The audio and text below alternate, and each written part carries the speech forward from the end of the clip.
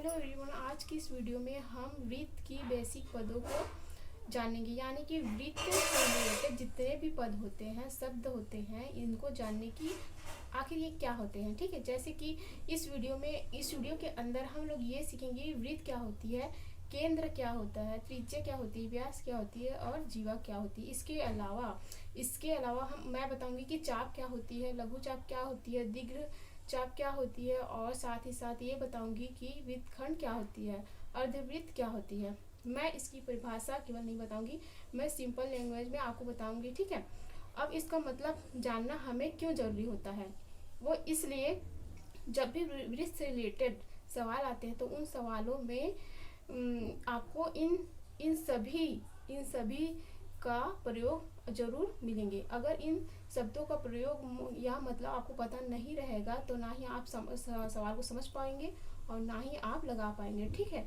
तो इसलिए ये सारी चीज़ें जो है आपको आनी चाहिए। तो चलिए इस वीडियो को हम शुरू करते हैं। तो देखिए, सबसे पहले हम यह जान लेते हैं कि वृत्त क्या होता है। ठीक है, कि सबसे पहले हम क्या जानेंगे कि वृत्त क्या होती है। तो हम एक बिंदु ले लेते हैं। ठीक है, हम एक बिंदु लेते हैं और एक गोला खींच देते हैं। ठीक है, एक गोला खींच देते हैं।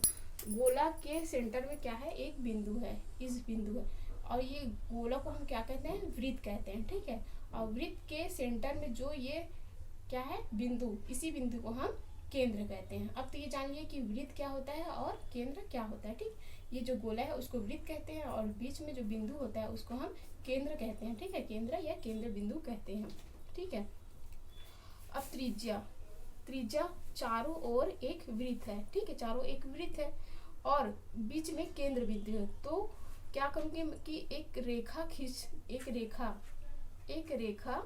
केंद्र से वृत्त तक खींचूंगी, ठीक है, केंद्र से शुरू की हूँ मैं और वृत्त में जाके खत्म होती है। कि रेखा जो है केंद्र से शुरू होती है और वृत्त में जाके खत्म होती है। तो इसी को हम क्या कहते हैं, त्रिज्या कहते हैं। ठीक है, त्रिज्या की लंबाई बराबर होती है, चाहे आप इधर खींच लो, चाहे इधर। त्रिज्या बहुत सारे आप खींच सकते हो। ठीक है, त्रिज्या बहुत सारे खींच सकते हो जिसकी लंबाई बराबर होती है। सभी की लंबाई क्या होती है, त्रिज्या की सभी लंबाई बराबर होती है। अब त्रिज्या हो गया। अब व्यास को जानने से पहले हम जीवा के बारे में जानते हैं कि जीवा क्या होता है। आप वृत्त पर दो बिंदु ले लीजिए। ठीक है, तो वृत्त पर दो बिंदु ले लीजिए। ठीक है, वृत्त पर दो बिंदु ले लीजिए और वो दो बिंदु वृत्त पर ही रहना चाहिए और इन दोनों बिंदु को मिलाकर एक रेखा खींच दीजिए। इसी को हम क्या कहते हैं, जीवा कहते हैं। ठीक है, इसी को हम क्या कहते हैं, जीवा कहते हैं।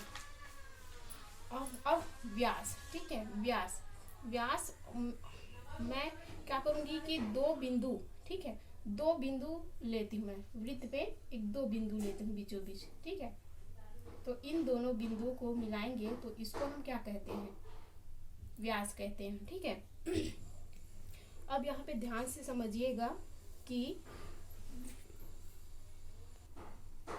यानी कि व्यास और जीवा में क्या अंतर है ना। तो व्यास और जीवा में क्या अंतर है, तो केंद्र पर दो बिंदु ले लीजिए। ठीक है, और उन दो बिंदुओं को मिला लीजिए। तो दो बिंदुओं को मिलाने पर वो, अब देखिए कि वो केंद्र से होकर तो नहीं जा रहा है ना, तो वो क्या कहलाता है, वो जीवा कहलाता है। ठीक है, ये हो गया जीवा। और जो दो बिंदु एक और ले लीजिए और वो रेखा को खींच लीजिए और उसको देखिए कि केंद्र से होकर जा रहा है क्या, तो कि केंद्र है, केंद्र से होकर जा रहा है, तो ये क्या कहलाता है, व्यास कहलाता है। ठीक है, तो ये दोनों में फर्क है। अगर वो रेखा केंद्र से होकर नहीं जाता है तो वो जीवा है, और वही रेखा दो बिंदु को मिलाकर और वही रेखा केंद्र से होकर जाता है तो वो क्या कहलाता है, व्यास कहलाता है। ठीक है, अब मैं बता दूंगी चाप क्या होती है। तो देखिए यहाँ पर मैंने एक वृत्त बना ली हूँ। ठीक है, एक वृत्त बना ली हूँ।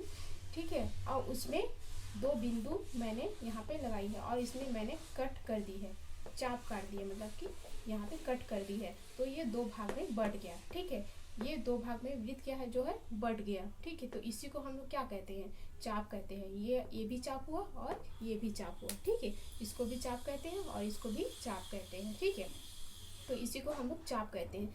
तो ये दीर्घ चाप हुआ और ये लघु चाप हुआ। ठीक है, मतलब कि दीर्घ का मतलब होता है, मतलब होता है बड़ा, ठीक है, और लघु का मतलब होता है छोटा।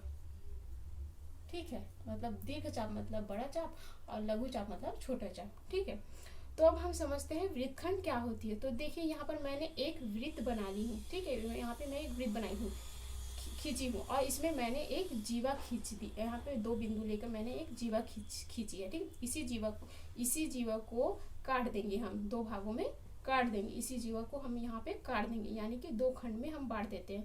इसी को हम वृत्तखंड कहते हैं। यानी एक टुकड़ा ये हुआ वृत्त का और एक टुकड़ा ये हुआ, 2 भागों में बट गया, तो इसको वृत्तखंड कहते हैं। ठीक है, 2 भागों में बांटते हैं, इसी को हम क्या कहते हैं, वृत्त को 2 भागों में बांटना वृत्तखंड कहलाता है।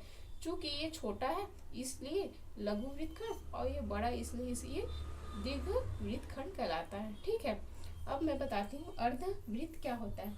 अर्धवृत्त क्या होता है, यहाँ पे एक वृत्त ले लीजिए। ठीक है, ये हुआ वृत्त, इस पे एक केंद्र बिंदु है। ठीक है, अब मैं यहाँ पे एक क्या बनाऊंगी, व्यास खींचूंगी। यहाँ से 2 बिंदु ले लिया मैंने, केंद्र से होकर गुजरता है उसको क्या कहते हैं, व्यास कहते हैं। केंद्र से होकर गुजर रहा है तो इसको क्या कहते हैं, व्यास कहते हैं। ठीक है, तो ये मैंने 2 बिंदु ले लिया। अब इसको बीचों बीच मैंने काट दिया, जैसे कि ये यहाँ से ये एक भाग हुआ और ये एक भाग हुआ, इसका ये भाग और इसका ये भाग, तो इसी को हम लोग क्या कहते हैं, अर्धवृत्त कहते हैं। तो आई होप कि वीडियो पसंद आया होगा, और पसंद आया तो please give this video big thumbs up and thank you.